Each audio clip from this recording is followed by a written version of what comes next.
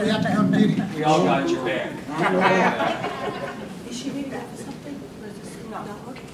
No. Is it afternoon yet? No. Good morning. Good morning.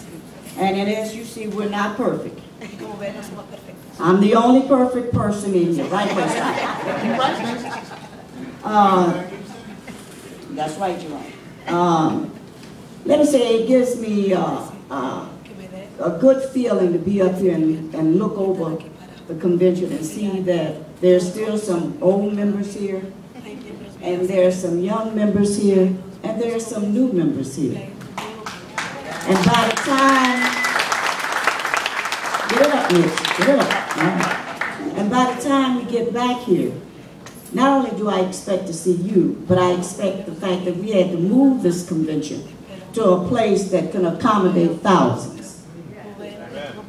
I was given the task, which is a hard task, to bring to the convention and to remember, for you to remember, some of our fallen comrades since the last convention. One is Njeri. A lot of you knew Njeri. She was from Atlanta. We lost Njeri last summer, right at during the U.S. Social Forum.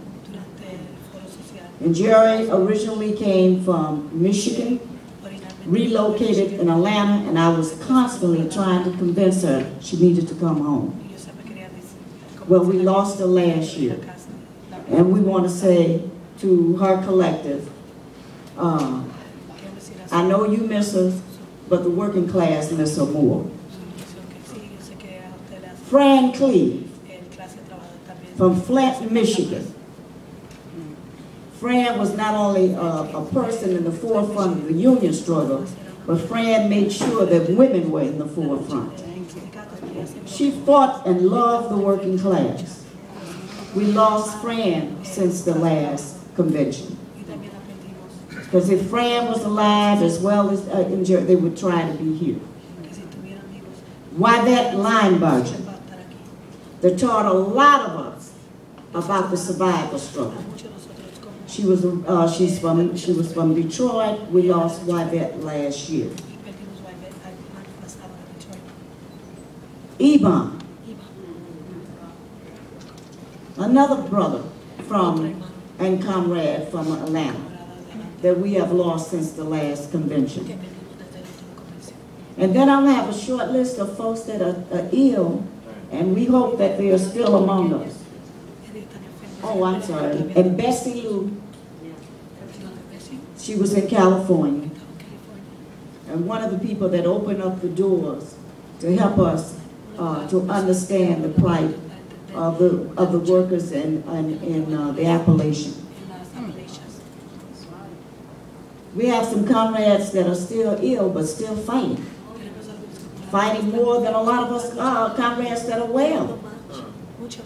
They're not only fighting the illness that that's keeping them down, but they understand that they have to be out here and continue to be the propaganda, carry forth that propaganda that we need out here. Carolyn, in the Bay Area. She would be right here with us, and her spirit is here with us, but she's ill today. Jim Apsey has been in the nursing home for the last 3 years. And not only fighting in the nursing home, constantly trying to get up and come to some meetings and stuff. Ruth Williams, who told me before we left, I should be going to Chicago with you. This sister has constantly fought for housing, for us to have the right to housing. And I'm going to open it up just for a few minutes for other people that we might have overlooked. Did you want to say something, Gloria? You mentioned Ebon and then Teresa Scott. Okay. In our hearts. All right. Any more names? Carmelo from KWRU. Carmelo? This year, and he was a man that not only helped out in his neighborhood, but helped the Poor People's Economic Human Rights Campaign with everything from mechanics for us to housing, like every individual, whoever came into town, in his like little 2-bedroom house that he won through Cater Variant. Thank you. There was another hand. Ray. Mike Brand in Baltimore. People probably don't know he's in the nursing home because he's so often active on David's stuff. Carol Tarlin, she came to the last convention. She was a wonderful working class poet and just a voice for the people. She passed away of lifelong diabetes soon after the last convention, but she was so thrilled to be here. What was the name? Carol Tarlin, San Francisco. Thank you. Mary Carter from They can't hear you. Mary Carter from Benton Harbor. Okay, Mary Carter. She was a fighter for the rights of the people. Mhm. Remember Ann Grimmett. Sick. Yeah. Sherry. Not somebody that's dead and not somebody that's sick, but Charles Tyler still remains falsely incarcerated. And his brother Galen Tyler, who remains on house arrest in Philadelphia. Okay. Thank you. Well, we have a job to do. And in this job, there is always some people that have died because of a system that do not know how to take care of this precious gold, the working class. We're out here fighting daily that we should have the right to quality health care. So we have to continue that fight and make sure that in the future, that our children don't have to suffer like we're suffering today. As you look around this room, a lot of us are walking with canes. Why are you laughing, Mitch? Because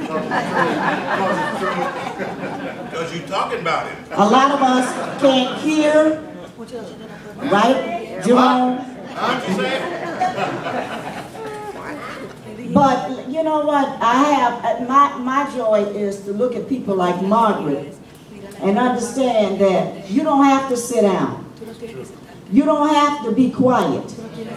You can still be out here and be on the front line for the working class that we all love. So I want just a brief silent moment for these comrades that we have mentioned, and to remember that they would be here if they could.